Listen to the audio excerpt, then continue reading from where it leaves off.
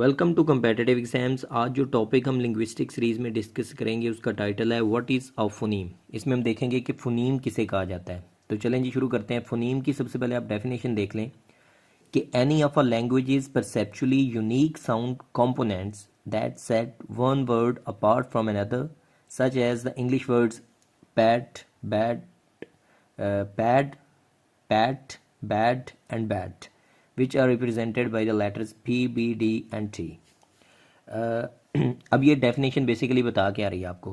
Definition ये कह रही है कि किसी भी लैंग्वेज के यूनिक साउंड कंपोनेंट्स जो कि एक वर्ड को दूसरे वर्ड से अलग बनाते हैं या मुख्तलिफ बनाते हैं या एक वर्ड को दूसरे वर्ड से वाज़े करते हैं, उन यूनिक साउंड सेगमेंट्स को, उन यूनिक साउंड कंपोनेंट्स को हम फोनीम कहेंगे। ये एग्जांपल से आपको बात क्लियर होने वाली है।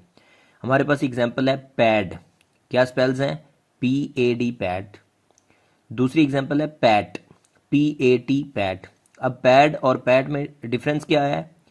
आखिरी जो करैक्टर है वो चेंज हुआ है। पैड में D है, पैट में T हो गया। तो क्या हुआ?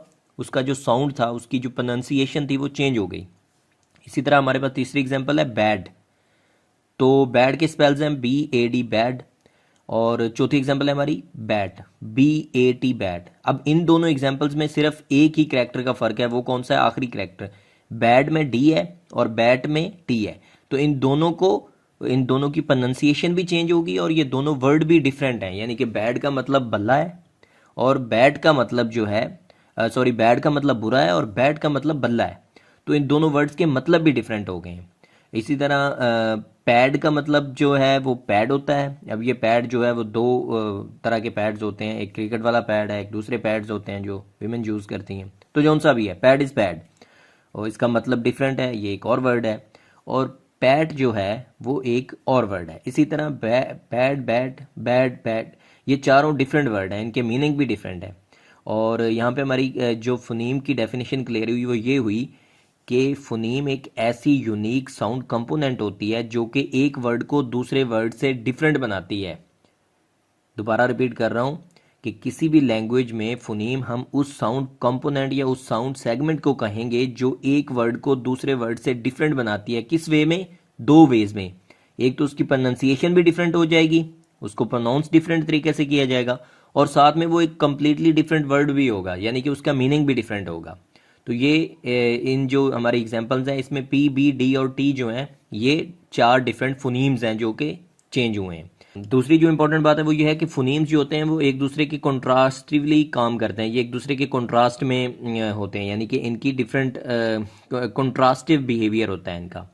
और दूसरा ये है कि हम इंग्लिश लैंग्वेज में फोनीम को जो रिप्रेजेंट करने के लिए हमारा मेथड है लिंग्विस्टिक में वो है हम डबल स्लैश के अंदर एक जो करैक्टर उसको लिख देते हैं। जैसे हमारी एग्जांपल है ना पैट या बैट, तो इसमें जो हमारा करैक्टर T है तो उसका अगर फोनीम T जो है उसको अगर हम लिखेंगे तो T लिख के पहले एक स्लैश लगाएंगे, T लिखेंगे और फिर स्लैश लगाएंगे, यानी डबल स्लैश के अंदर जो करैक्टर हम लिखते हैं वो उसको फोनीम बोला जाता है। यानी फोनीम लिखने का ये एक मेथड है।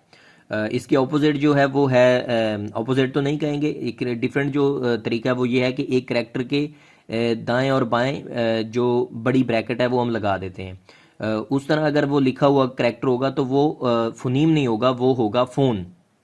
फ़ोन क्या होता है ये हम डिफरेंट वीडियो में डिस्कस करेंगे। यहाँ पे सिर्फ ये बताते हैं कि किसी भी फोनीम को लिखने के लिए हम डबल स्लैश के अंदर उस फोनीम के करैक्टर को लिखेंगे।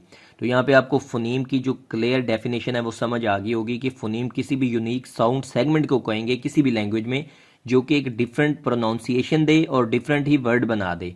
तो इन डिफरेंट यूनिक कंपोनेंट्स को हम फोनीम कहेंगे।